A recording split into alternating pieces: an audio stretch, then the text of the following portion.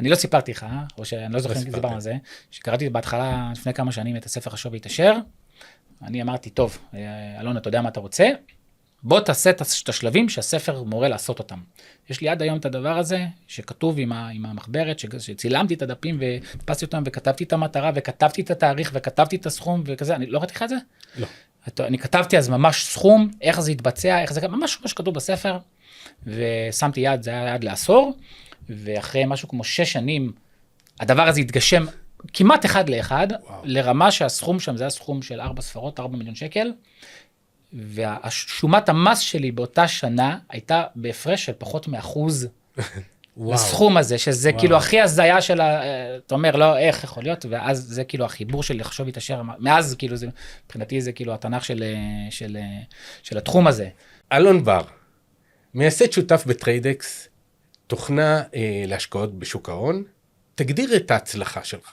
ההצלחה שלי היא ש3 שנים בערך אחרי שעזבתי את העבודה שלי כשכיר, אני חי את החיים בדיוק כמו שרציתי לחיות אותם, מבחינת איכות חיים, לייפסטייל, זמן, מה אני עושה, במה אני מתעסק, ומה אני תורם לעולם, במה אני טוב, ועם אנשים שאיתי לאורך כל הדרך, מה שנקרא.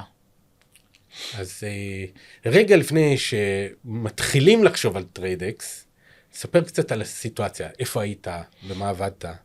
הבנתי, אוקיי. אז הייתי עובד מדינה, בתחום הכספים, הייתי תקציבאי, ניהלתי תקציבים של מיליארדי שקלים, היינו בשליחות בחול, חזרנו מהשליחות, ובעצם אני מוצא את עצמי בעבודה שהיא אמורה להיות כיפית ומעניינת, כי זה התחום שלי, אבל משהו חסר לי בעצם, אני לא מצליח להבין מה זה, ואני מתחיל לחקור, מתחיל לעשות דברים, עושה עבודה עצמית, ומבין שסגנון החיים שלי כשכיר, מה שנקרא, עתיד להגיע לסיומו, ואני רוצה לשנות את זה. אז אני בא למנהלים שלי ואומר להם, תקשיבו, התפקיד, הכל בסדר, אתם בסדר, אני רוצה לעשות דברים אחרים, אני אשמח לעשות את זה כאן, בואו נגרום לזה לקרות, יש איזה תהליך שאנחנו מנסים להבקיע אותו, לא מצליחים, ואני אומר להם, טוב, תקשיבו, אני לא יכול להמשיך ככה, אז אני כנראה אאלץ לעזוב. אני מאמין שהם חשבו שאני בלף, הייתי 16 שנה במקום העבודה הזה, אבל לא בילפתי, בוא נגיד ככה, בסוף הלכתי אחרי מה שנקרא אחרי הלב, ובתמיכה מלאה של אשתי וכל הסובבים אותי, לא היה בן אדם אחד שאמר לי, תשמע, אתה עושה טעות, ופשוט עזבתי אחרי חודש בערך, והתחלתי מה שנקרא לחפש את עצמי, העברתי סדנאות בהתחלה של השכלה פיננסית, cash flow, גיליתי שאני ממש ממש טוב בזה, העברתי זה גם הרבה שנים לפני, אז גם מאוד מאוד אהבתי את זה, ידעתי שאני אוהב את זה, ואמרתי, זוב, זה יהיה המנוע שלי, ברגע שאתה עושה משהו שאתה ממש טוב בו, וגם אנשים מוכנים לבוא ולשלם לך עליו, אז יש לך כבר משהו, ואז מפה ידעתי שדברים יתפתחו לאיזשהו כיוון. ככה, זו הייתה ההתחלה, בוא נגיד ככה, של הדרך. אתה יודע, נפוליאון היל, לפני קרוב ל100 שנה, חקר 500 מהאנשים המצליחים ביותר בארצות הברית. והוא הגיע ל13 עקרונות, שהם עם איזושהי נוסחה סודית שהוא מדבר עליה, ואנחנו ננסה במהלך הפודקאסט הזה, לענות על שאלות מתוך חוברת היישום, ולהגיע לאיזושהי הבנה קצת יותר מעמיקה על מסלול ההצלחה. אז רציתי לשאול אותך, גם כשהיית שכיר, היית יזם שכיר? זאת אומרת, עשית פעולות יזמיות? חד משמעית, בטח. הייתי יזם, גם בתור שכיר, גם ברעיונות שקראו לי משוגע הרבה פעמים, וגם בדברים שנשמעו להם הזויים, רק כדי לגלות שאחרי כמה שנים זה נהיה הסטנדרט, אבל מה שנקרא, הקדמתי קצת את זמני, וזה בסדר, מערכות גדולות לקח להם זמן להשתנות, מטבע הדברים, גם אנשים לא אוהבים שינויים, אין מה לעשות. אז כן, אפשר להגיד שהייתי סוג של יזם, אבל זה מגיע ממקום של, אני חושב שהדבר שהכי, כל הזמן לא רציתי שיקרה לי, זה שיגידו לי שאני כמו כולם. אני אף לא רציתי להיות כמו כולם. זאת אומרת, חשבתי בדרך אחרת, פעלתי בדרך אחרת, ולכן, עצם זה שאני נחשב סטנדרט, מבחינתי זה לא טוב, אני לא רוצה. אם אני בסטנדרט, זה אומר שמשהו צריך להשתנות, אז התשובה היא כן. כן אופי יזמי, גם אם זה בתחום המסגרת שלי, כאילו לפרוץ את המסגרת ולנסות לעשות דברים שהם קצת חריגים. מדהים, מדהים. בהחלט אנשים יכולים להיות שכירים ולהיות יזמים בתוך העבודה, וזה לגמרי מומלץ. ספר לי עכשיו על הרעיון לטריידקס, איך הוא התחיל? אוקיי. אז אני הייתי חבר בקבוצת נטוורקינג, ואחד המשתתפים שם הביא את אח שלו, באותו יום שאני הבאתי, ואח שלו דיבר על שוק ההון, אני הרבה שנים מתעסק בשוק ההון, הוא מתעסק בשוק ההון, קורסים, ואני אמרתי, טוב, אני עושה את הסדנה של ההשכלה הפיננסית, אני יכול אחריה למכור קורסים בשוק ההון, ואז בואו נשב ונעשה ביחד, נמכור איזה דברים. הוא אמר לי כל הזמן, תיפגש איתו, בסוף נפגשנו, והוא מתחיל להסביר לי, טוב, אני אעשה ככה, קורס על חוזים עתידיים, ואז קורס על אגרות חוב, ואני אמרתי לו, אני אעשה קורס על אופציות, וקצת התמחות שלי, כל מיני מכשירים בשוק ההון. ואז הוא אומר, כן, תקשיב, יש לי פה גם עוד איזה משהו שאני עובד עליו, איזושהי תוכנה. ואני אומר, טוב, בוא נשמע, הוא מראה לי את התוכנה, ואני אומר לו, תקשיב, בוא. לא קורסים ולא שטויות, אנחנו הולכים להתמקד בדבר הזה, בוא נפתח אותו. נעשה אותו יותר נגיש, כי זה היה משהו יחסית מיושן, נעשה אותו קצת יותר נגיש, נעטוף את זה באיזשהו עטיפה, ואת זה מה שנקרא נמכור לאנשים, כי זה בסוף יש פה איזשהו מנוע שהוא מקצר דרך, בוא נקרא לזה ככה, הוא מאפשר דברים שאין לציבור הרחב. ואז יש רעיון, מה הרגשת כלפי הרעיון? זה היה איזשהו משהו, אוקיי, זה יצליח נחמד, יש עוד דברים, זה היה, וואלה, יש פה משהו, אני בתשוקה להצליח איתו, או שזה ממש היה אובססיה, כל הזמן דיברת על זה בבית, דיברת על זה עם חברים, כל הזמן חשבת על זה. מבחינתי, זה הגיע מהמקום של, אני עושה סדנה של השכלה פיננסית, אנשים מבינים שהעבודה שלהם משם לא יבוא הפתרון, וצריכים לעשות דברים נוספים, וכל הזמן אני מחפש דרכים, אוקיי, מה אתם עושים? סיימתם את הסדנה, אתם הולכים לעשות קורס בנדל"ן, אתם הולכים לקנות נדל"ן עם מלווה משקיעים, אתם הולכים ללמוד שוק ההון, דברים כאלה, ופשוט הדבר הזה, הוא היה מבחינתי הפתרון האולטימטיבי, מה שתמיד רציתי, אבל לא ידעתי שאני רוצה, סבבה, בן אדם סיים סדנה, יודע שהוא רוצה משהו שיכניס לסוג של הכנסה פסיבית, או משהו בסגנון, בכמעט בלי סיכון, פצצה, יש מוצר מובנה, שזה התפקיד שלו. ואז מבחינתי זה היה כאילו, אוקיי, וואו, בוא נפתח ונעשה את הכל סביב הדבר הזה, סביב הרעיון הזה של בוא נעזור לאנשים, מה שנקרא, להצליח לפרוץ את הפינה הקטנה שהם מכירים. אז אנחנו פותרים בעצם שני דברים עיקריים לאנשים שמתעסקים בשוק ההון. מי שמתעסק אנחנו מתעסקים במסחר יומי, שזה נחשב תחום שהוא מאוד מסוכן, מטבע הדברים, 95% ממי שמתעסק בתחום הזה כנראה יפסיד. זה נובע מהמון סיבות, בעיקר בגלל שחוסר משמעת, חוסר עקביות, ובעיקר הדברים האלה, עוד נושאים זה תאוות בצע וכל מיני דברים שפשוט רואים עסקה, קשה לסגור אותה, אנחנו סוגרים עסקה בהפסד חריג ממה שחשבנו, אז אנחנו כבר מרגישים אשמה ובושה וכאוס וטוב ובוא, וזה מה שנקרא, במקום להטיב זה הורס את החיים. ואנחנו בעצם פותרים את הדבר הזה על ידי זה שיש לנו אסטרטגיה שהיא מובנית, הגופים הענקיים, הגופים המוסדיים עובדים לפיה, היא נבדקה במשך כמעט 13 שנה לפני שהתחלנו ליישם אותה בפועל, אנחנו מיישמים אותה בפועל כבר 3 שנים, זאת אומרת שכבר יש תוצאות בשטח, מה שנקרא, מספיק זמן, זה צד אחד, זאת אומרת את האסטרטגיה שנותנת גם שקט, ולא צריך עכשיו לחקור, ולא גרפים, ולא עניינים, ולא ללמוד, ולא שום דבר, תשאל אותי מה S&P עשה, אין לי מושג, תשאל אותי מה הנכס שאנחנו שוכרים עליו, היורו, אין לי מושג אפילו כמה השער של היורו או דולר, לא מעניין אותי, אני עובד על דפוס סטטיסטי, וזו סטטיסטיקה הכי קרה שיש, מה שנקרא מגובה נתונים, כמובן שהעבר לא משליך על העתיד, אבל אנחנו רואים כרגע שזה מחזיק מים, גם יש המון היגיון, וגם זה שיטות עבודה של גופים ענקיים. אז זה צד אחד של פתרון, ואנחנו נשענים על תחום חדש שנפתח, שזה תיקי נוסטרו, שזה מה שנקרא חברות גדולות, שבאות ובעצם נותנות לאדם הפשוט כסף גדול למסחר. למה הם עושות את זה, ולמה שבכלל ירצו דבר כזה, ומה החלוקה, זה כבר, זה מאוד עושה שכל, אבל בגדול, הן בונות על זה שרוב האנשים דווקא הפסידו, פשוט עלות ההשתתפות פה היא כמה מאות דולרים, אז רוב האנשים שמפסידים בעצם מממנים את האנשים שלא מפסידים, והחברה מנצלת את היתרון שיש באלה ואת היתרון שיש באלה. זאת אומרת, אלה שמפסידים, העמלות שלהם והאגרות שלהם וההשתתפות שלהם מממנת את הפעילות שלה כדי לאתר את הסוחרים הסופר מצליחים, ואז חברה כזאת שיש לה, סתם אני זורק, 100,000 אנשים, שמתוכם 1%, 2%, 3% הם מאוד מאוד מצליחים, אז יש לה 3% מתוך 100,000 של שיטות ואסטרטגיות ודרכים שהם מה שנקרא the best of the best, ממש the best of the best. אז שני הדברים האלה נארזים כמוצר אחד, גם הכסף של חברות גדולות וגם השיטה של הגופים המוסדיים נארז כמוצר אחד שגם שהצרכן הפרטי יכול להשתמש בו starting tomorrow, ממש מחר בבוקר. וכשבניתם את הרעיון, כמה מתוך הרעיון זה איזשהו מצרף של כל מיני רעיונות שפשוט שילבתם? או האם היה פה איזשהו איזושהי הברקה מיוחדת, משהו, איזו השראה ממשהו, איזשהו פיצוח שלא היה. אז כל פעם נוסף עוד נדבך חדש, שפשוט גרם לקפיצה של פי כמה, ממש ככה. אז אם התוכנה התחילה בהתחלה בכלל שלימדנו מסחר, לימדנו בכלל מה זה חוזים עתידיים, לימדנו איך לזהות דפוסים, איך לחקור את השוק, דברים כאלה, כי זה מה שחשבנו שהצרכן רוצה וצריך, רק כדי לגלות little did we know, שזה לא מה שהוא רוצה פשטות, הוא רוצה לחסוך זמן, הוא לא רוצה עכשיו, הוא לא רוצה עוד מקום עבודה נוסף, הוא רוצה משהו מהצד. שוב, זה הלקוח שאנחנו בחרנו להתמקד בו, סוג הלקוח. אז כל פעם נוסף עוד משהו, ואז נוספה אסטרטגיה, ואז נוסף כלי למחקר אסטרטגיות, ואז גילינו איזשהו דפוס שקורה המון פעמים, המון דפוסים, אז מהם היה שיטה לתעדף אותם, מה הדפוס הכי נכון ובאיזה נכס הכי כדאי להתמקד, מתי, איפה, אז כל פעם כל הדבר הזה נדבך. הבנתי את המוצר, ועכשיו מעניין אותי איך דמיינת את החברה שתראה. מה היה אז? אוקיי. אז אני, כשיצאתי לדרך, עוד לפני שהיה בכלל את העסק הזה, אני ישבתי עם עצמי, אמרתי, טוב, מה אתה רוצה?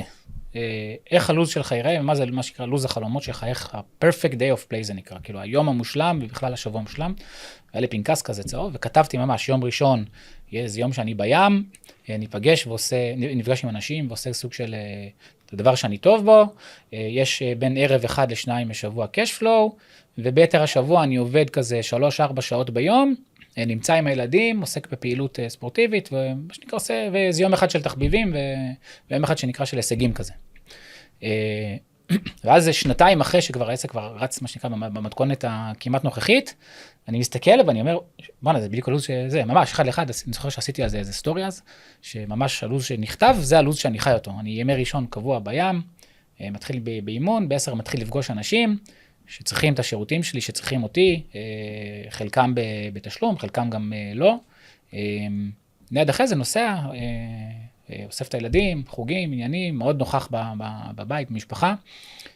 אז זה בעצם מה שנקרא היה הדבר איך אתה מגדיר את זה? אתה מגדיר את זה כתהליך של הגדרת מטרות או ויזואליזציה?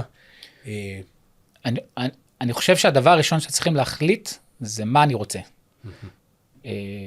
השלב אגב מעליו, כאילו זה פשוט קצת יותר קשה, זה להבין בכלל למה אני פה, מה התפקיד שלי בעולם. לקח לי בערך 3 שנים להבין מה התפקיד שלי, אחרי המון שעות עצמיות לתוך הלילה, ממש מחקר, ממש עבדתי בזה, וגיליתי שאני אוהב מאוד ללמוד, אני אוהב ליישם את מה שאני לומד, זאת אומרת דברים פרקטיים, ותחומים שאני מצליח בהם, אני אוהב מאוד להעביר אותם הלאה, לגרום לעוד אנשים להצליח. ואני נהנה ממש בכל אחד מהשלבים, זאת אומרת גם מהלימוד, גם מהיישום, גם מההצלחה וגם מהעברה הלאה. זאת אומרת, כל אחד מהם בנפרד הוא מקור הנאה שלי. אז מבחינתי זה היה כאילו הווין. ברגע שעשיתי את הדבר הזה, אני מבין מה התפקיד שלי, אז עכשיו קל לגזור מזה מטרות. אוקיי, אז אני רוצה להשפיע סתם על 100 אנשים או 1,000 אנשים, אני רוצה לשדר פודקאסט כזה שיגיע, אני לא יודע, בשאיפה לעשרות אלפים ומעלה, אני רוצה לעשות סדנאות עולמיות שיגיעו למיליונים, ופה זה כבר, נקרא לזה, התפיסה העצמית היא שתקבע את גודל ההצלחה. אם אני תופס שאני יכול להשפיע על 100 מיליון אנשים, כנראה זה מה שיקרה. אם אני תופס שאני יכול להשפיע בהתחלה על המשפחה הקרובה רק, או הסביבה הקרובה, אז זה. וכל פעם אנחנו צריכים איזשהו משהו שיגרום לנו טיפה לגדול יותר. זאת אומרת, ברגע שאנחנו אף פעם לא מגיעים למטרות, אנחנו תמיד חולפים על פניהן, ואז זה כבר, רגע, חלפתי לדבר הזה, בוא נעשה זה.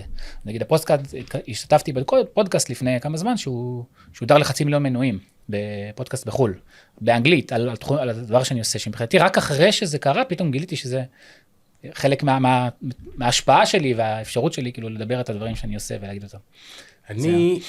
לי יש באופן אישי הרגשה מאוד מאוד עזה, ותשוקה מאוד עזה, לשנות את עולם הספרים. את הספרים המודפסים, לגרום ליותר אנשים לקרוא, כשהתחלתי לקרוא את חשוב והתעשר, וראיתי שהתרגום לא טוב, פתאום אמרתי, רגע, אולי הדרך שלי לעשות את השינוי, שמתי שהוא יגיע לייעוד, דווקא להתחיל מחשוב והתעשר. ואומנם זה תפס אותי, ואז עשיתי את השינוי עם חשוב והתעשר, והוספתי לזה את האפליקציה, ומפה פתאום הגיעו הזדמנויות חדשות, שקשורות לייעוד.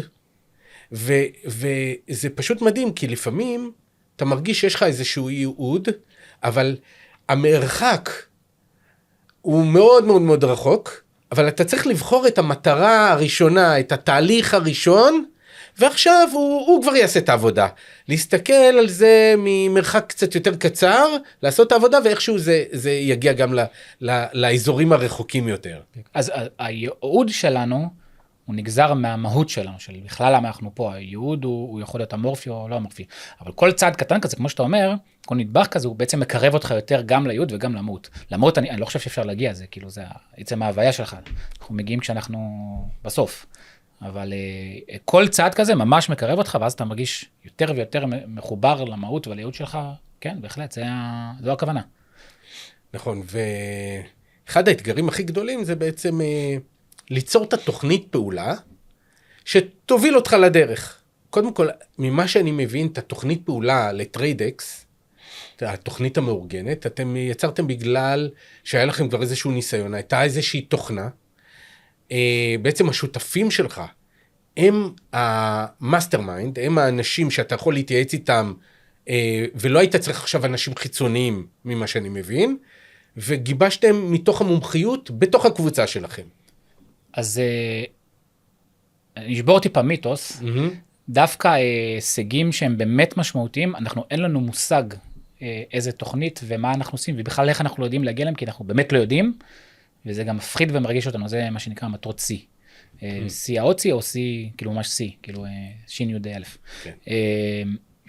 אז דווקא כשאנחנו מציבים איזשהו יד, אין לנו מושג איך נגיע אליו, וזה היופי, זה הכיף. כאילו בעצם זה ההנאה וזה הגדילה בעצם של בן אדם, שהוא לא יודע מה לעשות, ואז מה שנקרא, אם זה באמת מחובר למהות ולייעוד שלך, אז היקום דואג לשדך לך את מי שאתה צריך, דואג להעמיד אותך במבחנים, כדי לוודא שאתה באמת על זה, ולא נופל ולא נשבר מכל דבר קטן או גדול, ואז פשוט דברים התחילו לקרות, אז גם נוספו לנו שותפים שידעו שיווק ומחירות שאנחנו לא ידענו, ואז שותפים שגרמו לנו לעלות לבל, כאילו לא תפסיקו להיות שכונה, והיה לנו משרדים במחסנים כאלה ברעננה, והפכנו להיות פתאום בהרצליה, ואז שגדלנו בעולם הזה, הבנו גם, רגע, בעצם לא צריך משרדים בכלל, אז למה יש לנו משרדים? עכשיו, אם אין משרדים, אני יכול לעבוד בכל נקודה, לכל נקודה בעולם, וזה מה שקרה, זאת אומרת, וכל פעם שנוספו שותפים חדשים, אז פתאום הוסיפו אוטומציות, ופתאום הוסיפו תהליך אונבורדינג, זאת אומרת, קליטת לקוח שהיא טובה יותר, ודברים יותר אוטומטיים, וככה שנוכל בעצם להגיע להרבה, הרבה, הרבה, הרבה יותר אנשים, זה מן הסתם העלה גם את השווי של המותג, ושל המוצר, ושיפר אותו חד משמעית, וגם את השירות, ואת הכל, אז בעצם, אני מאוד אוהב, דיברנו על זה קודם, שאני מאוד אוהב להביא שותפים. אני פחות אוהב את מודל העסקה של שכירים, כי אני מאמין ששותפים כולם עובדים לאותה מטרה, ואם הם ממש טובים במה שהם עושים, אז הם גם, בטח כנראה גם נהנים מזה, כי לרוב זה מה שקורה, ולכן הם עושים משהו שהם גם טובים בו, גם נהנים ממנו, וקשה מאוד לא להצליח כשאתה עובד ככה. אז כל שותף בעצם הוא אחראי על משהו ספציפי שלו, והצלחה של כולם היא בדרך כלל מיושרת. שכירים זה קצת שונה, שכירים מניעים אותם בדרך כלל דברים אחרים, לאו דווקא הצלחת חברה, יכול להיות שכן, אבל נמדד דברים אחרים. אתה יכול לספר על איזושהי מפלה זמנית שהייתה לכם, ואיך התמודדת איתה? בטח. היו הרבה, וכל אחת מהן באה בדיוק בזמן שהיא הייתה צריכה להגיע, כנראה. אז המפלה הראשונה הייתה, בוא נגיד, לא יודע אם ראשונה, ואחת המפלות הגדולות הייתה שפתאום ביום אחד, אנחנו נפרדים משותפים, היינו קבוצה של הרבה שותפים, ופתאום אנחנו עוזבים את כולם, ואנחנו נשארים, אני והשותף הקורי, ובעצם אין לנו כלום.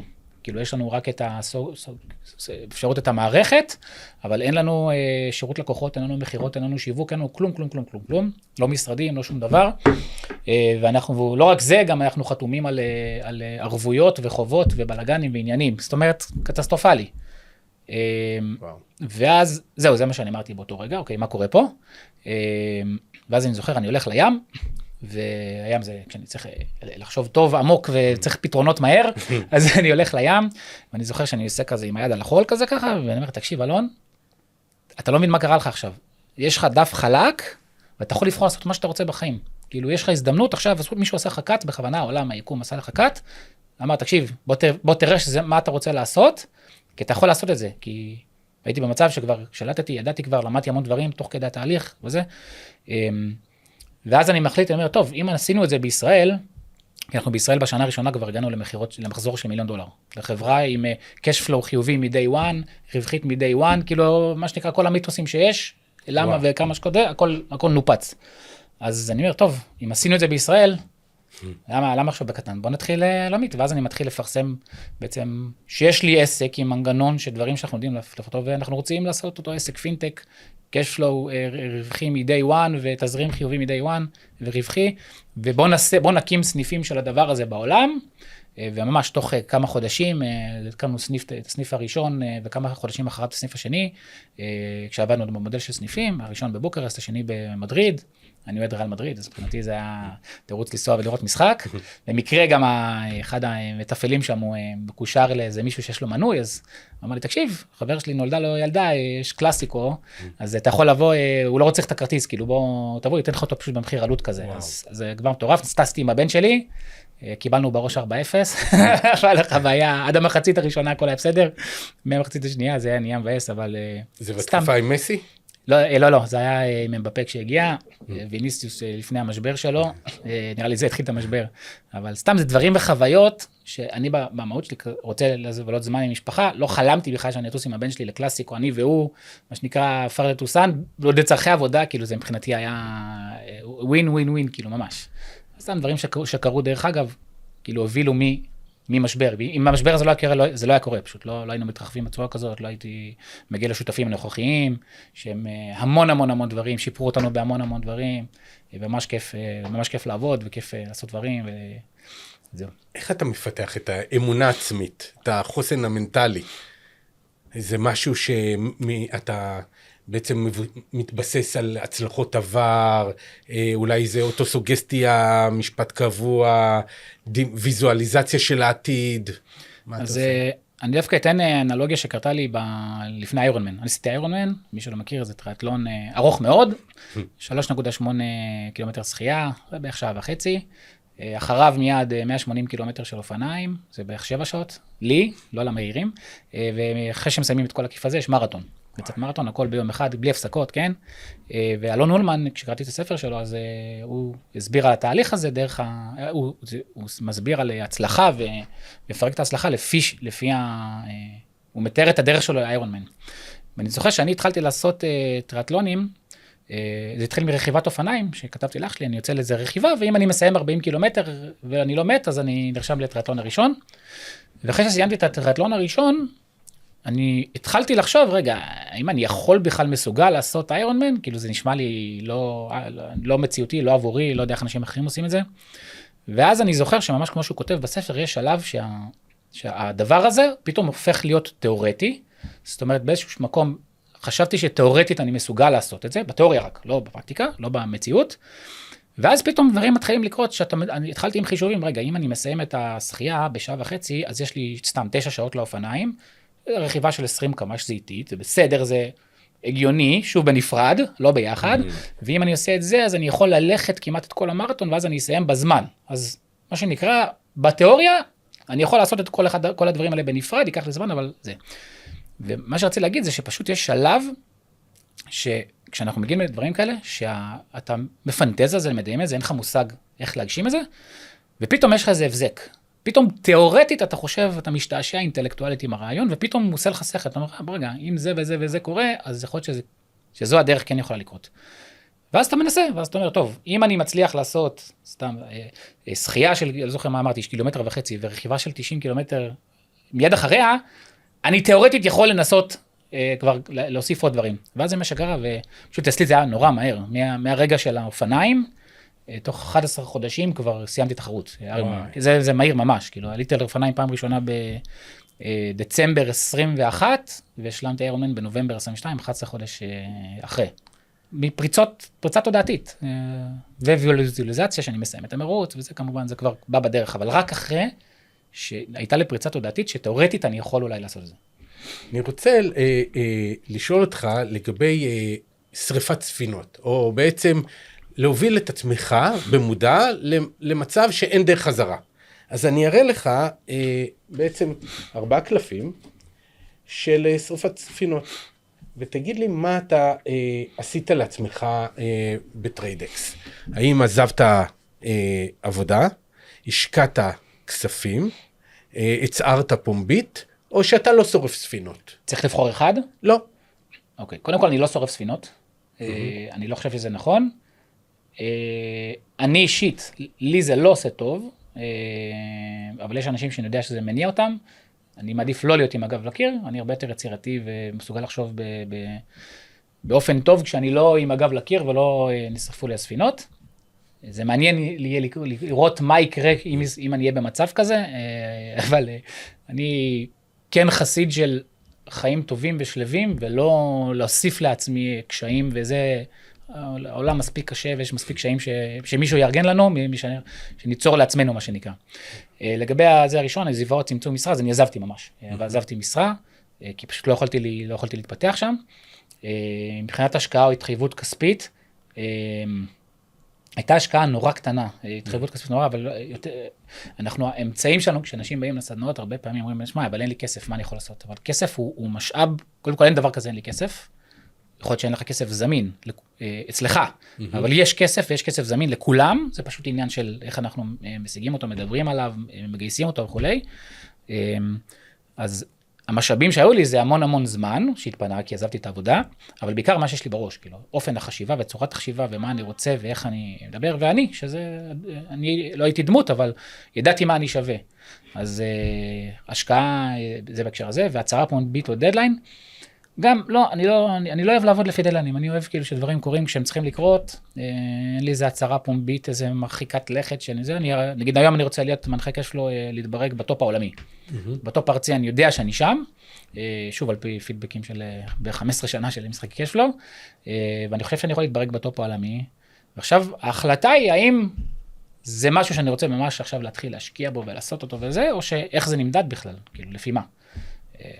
אני רוצה, כאילו באיזשהו בוויז'ן יש לי כזה שאני עושה סדנה לרוברט קיוסקי, המציא של הספר והמשחק, ועוד כמה אנשים כזה, ועושה כזה סדנה מגניבה, שלמד אותו קשפלו, the Israeli way, מה שנקרא. אוי, מעולה. תגיד, אתה מקבל החלטות על פי תחושות בטן, או רק על פי איזשהו מידע, ניתוחים?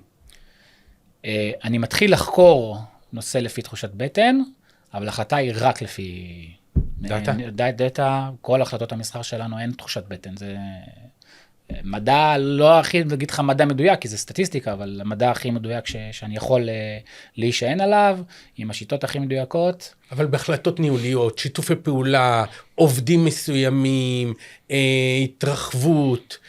הכיוון הראשוני הוא תמיד תחושת בטן. האם זה נכון או לא נכון? תמיד כששואלים אותי, תקשיב, אלון, יש לי בעיה, אני לא יודע אם אני רוצה סתם לקנות דירה או לגור בסחירות, במשהו. אני אומר, קח מטבע, זרוק אותו באוויר, כשהוא באוויר, יש תמיד צד שאתה רוצה שהוא ייפול עליו. זה תחושת הבטן שלך, וזה מה שצריך לקחת החלטה, אם אין לך מספיק מידע או דאטה, או שהדאטה, לא יודע, לא מספיק לך, או שאתה לא רוצה לקבל החלטה רק לפיו. יפה. ותגיד, לגבי התלהבות ואנרגיה, אתה לפני פגישות, אתה מעלה אצלך את ההתלהבות ואת האנרגיה, או שאתה מגיע ענייני, ממוקד? פעם נורא התרגשתי, לא הרגשתי צורך כזה, פעם ראיתי את טוני רובינס בסרט שלו, שהוא פתאום קופץ כזה על טרמפולינה לפני שהוא עולה לבמה. נכון. אני לא מבין למה עושה את זה, כי הייתי בטוח שהוא, אתה יודע, עולה ומיד. אז אין לי את הדבר הזה שאני צריך לעלות אנרגיה, כי אני פשוט יודע שהדברים שאני הולך לדבר עליהם, זה דברים או שעשיתי אותם, או שאני יודע שהם נכונים, כי אני יודע להסביר לאנשים איך לעשות את זה ולהגיד תוצאות. לכן אני במצב של, שנקרא קולמנס, כאילו, של רוגע. וואו. כן, זה לקח לי זמן, זאת אומרת, לפני כמה זמן התראיינתי לאיזה תוכנית טלוויזיה, גם בתחום שלי, אז לפני כזה, יש דפיקות לב כזה, תוכנית טלוויזיה. ואז אתה אומר, רגע, מה ההבדל? זה כמו המצלמות האלה פה, ולא יודע מה, זה... אז זה קצת מרגש, אבל די מהר, כשאתה נכנס ואתה מדבר על הדברים שדיברת עליהם כבר 100 פעם, ואתה באמת, כאילו, בתשוקה עליהם, ואתה אוהב את זה, ואתה מתחבר לתחום, אז אין לך בעיה. אני יכול לדבר על קשפלו כל היום, כאילו, ולעשות דברים ועניינים, ל100 איש או ל1000 איש, זה לא ישנה לי. ומה אתה עושה כשיש כעסים, איך אתה מנהל את הרגשות, אתה מאלה שפשוט טובעים בתוך העבודה ונותנים לזה לחלוף, או עושה איזו פעולה אקטיבית לשנות רגש? אני משתדל ממש ממש ממש לא לכעוס, אני די בן אדם רגוע. פחדים. פחדים יש תמיד, לכולם. אני לא נותן לזה, אבל אני לא מגיע למצב שהחרדה מנהלת אותי. כאילו, חרדה זה פחד שהוא פשוט, החשש שפחד יתממש, זה חרדה. ולחרדות, אין סיכוי שאני נותן לנהל אותי. פעם היה לי את זה, אבל ברגע שאתה שם את זה כזה, אני יודע שזה מה שמפחיד אותי, או זה מה שאני חייב לו, אבל ממש לא לנהל אותי. והכל, אני יודע שברגע שאני עובד בצורה רגועה, וגם אם מישהו מעצבן אותי, אז אוקיי, בעיה שלו. יש סיבה למה אני מתעצבן, כי זה, כנראה יש פה איזה קצר בתקשורת, לרוב זה מה שקורה. ולכן לא, כאילו, קשה לי להתעצבן, אלא אם כן יש פה איזה משהו שהוא רוע, מה שנקרא רוע טהור. 7 באוקטובר היה רוע טהור, שם אתה, הכל מערבולת, והכל דברים, והכל בלגן, וזה, אני חושב, גם נקודת משבר, אצל כל אחד, אני מאמין במדינה, בטח. אז שם זה כאילו, תחושות נורא קשות, גם חוסר אונים, גם פחד, חרדה, אני גר בהרצליה, פתאום אתה מפחד. הסיטואציה של טנדרים של לא יודע מי מסתובבים בהרצליה פה, כי פתאום נהייתה, יכולה להיות, כאילו פתאום נהייתה סוג של הגיונית. התיאוריה הפכה להיות סוג של הגיונית, וזה, ואז אתה מבין אחרי כמה ימים, אני מניח שכולם, בהתחלה ראו סרטונים וזה, באיזשהו שלב אני אומר, קאט, אי אפשר יותר, אתה חייב לעשות דברים אחרים, אחרת אתה שוקע בתוך הדבר הזה, וזה ההתמודדות שלי הייתה, לא יודע אם זה לא הייתה הכחשה, כי הייתי מאוד מחובר, אבל כן ניתוק, אני לא רואה חדשות, כאילו, כמעט אף פעם, רק שמשחררים חטופים ושיש דברים משמחים, אז אני משתדל לראות, אבל חוץ מזה, ממש לא. אני מרגיש שאתה שומר על איזון בחיים, בין היזמות לחיים האישיים, אז מה אתה עושה כדי לשמר רומנטיקה, אהבה, את הזוגיות, תוך כדי, גם בתקופות לחוצות, גם כשאתה בחול, מה אתה עושה? אני מחליט מראש מה אני מוכן לתת וכמה, ואם יש דברים בזוגיות וברומנטיקה שאני לא יודע, אני לוקח קורס, ממש, לוקח קורס, קנינו קורסים, עשיתי קורסים של דברים, גם להבין את אשתי יותר טוב, להבין מה היא רוצה, מה היא צריכה, זה יסתיים בזה שיש לי יותר מטלות בית. הסתבכת. כן, אבל שהיא תרגיש טוב, כאילו, אבל יש כאלה שאומרים, שמע, אין איזון, או שאתה אם יש לך מקצוע, יש לך עבודה, יש לך חלום, זה החלום שלך, אתה הכל עליו. לי החלום היה פשוט להיות כאן ולעשות הכל וליהנות מהכל, אז אני סוג של חי את החלום שלי, אז אני לא רואה צורך, מה שנקרא, לשרוף את הכל ולא יודע, להזניח את הרומנטיקה, או לא ללכת להוציא את הילדים, או להזניח את העסק, ממש לא. אני בדיוק בדברים שאני רוצה ואני מתעסק בהם, ואם לא, אז כמעט הכל נגיד בעסק זה מוצר מדף, כל דבר אפשר להחליף, באנשים שעושים אותו, אני מקווה שאשתי לא תמצא גם איזה מוצר מדף שיחליף אותי, אבל בייביסיטר לדוגמה, דברים כאלה, זה אפשר. 2 שאלות אחרונות, זה באמת מעניין אותי לדעת, אתה יודע, אני מאוד אוהב את המושג של נפוליאון היל, בולדוג דטרמיניישן, וספר על איזשהו מקרה, שהרגשת שאתה צריך לשמור על נחישות, עד שתגיע הזדמנות. שפשוט זה לקח זמן, שהיית צריך לשמור על זה, למרות כל ההתנגדויות או אתגרים מסוימים. זה היה אחרי שעזבתי את העבודה, הצטרפתי אז לאיזשהו סטארט-אפ, שהבנתי שזה מה שאני לא רוצה לעשות בחיים, לא בשביל זה עזבתי, ואז עזבתי גם את הסטארט-אפ, והתחלתי לעשות סדנאות, וזה לא כל כך התרומם, ואני זוכר ששוב, באתי לים, ואני אומר לים, אוקיי, הבנתי מה אני לא רוצה, על ידי לחיות את החיים האלה, איך שהם חיים עכשיו, הבנתי שזה לא מה שאני רוצה, I'm ready to the next stage, כאילו אני מוכן לשלב הבא, וממש שבוע וחצי אחרי זה פגשתי את השותף שלי, ומאותו רגע, הכל זה, אז מה שנקרא, לא יודע אם זה trust the process, כי אין, לא באמת, אז לא ידעתי שיש פרוסס לעולם וליקום, אבל... אבל הזדמנות צצה, וידעת לתפוס אותה ביג טיים. כן, ממש. עם כל הפחדים, עם כל החששות, ומה אתה עושה, ולמה אתה משקיע פה כסף, וזמן, וכל היכולות שלך, וזה מה שאתה עושה, כן, עם הכל ביחד, כן, חד משמעית. ומה מטרת העל? מה מטרת העל שלך? שלי בעולם, או של טריידיקס, או של מה? שלך, של טריידיקס. מטרת העל שלי, כל הזמן להגשים את הייעוד שלי, שזה ללמוד, ליישם, להצליח, להעביר הלאה. הפלטפורמה כל הזמן משתנה. אם הפלטפורמה פעם הייתה סתם הרצאות או פודקאסטים, ואחרי זה נהייתה cash flow, או עדיין cash flow, אז יהיה cash flow ברמה קצת יותר גבוהה, או קצת יותר אנשים. טריידיקס באיזשהו מקום בפלטפורמה להגשים את הדבר הזה, ואני בטוח שגם המשך יהיו עוד פלטפורמות כדי להגשים את הדבר הזה. מטרת העל שלי כנראה תישאר קרובה לייעוד, פשוט הפלטפורמה נקרא לזה היעדי ביניים השתנו בגודל, בעוצמה, בקרבה, והכל.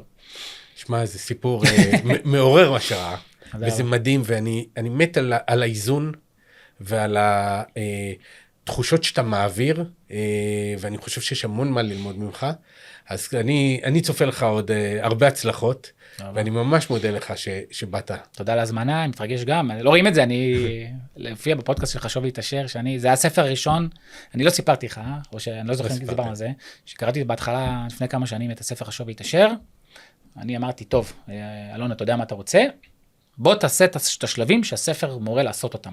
יש לי עד היום את הדבר הזה, שכתוב עם המחברת, שצילמתי את הדפים ופסתי אותם, וכתבתי את המטרה, וכתבתי את התאריך, וכתבתי את הסכום, וכזה, אני לא ראיתי לך את זה? לא.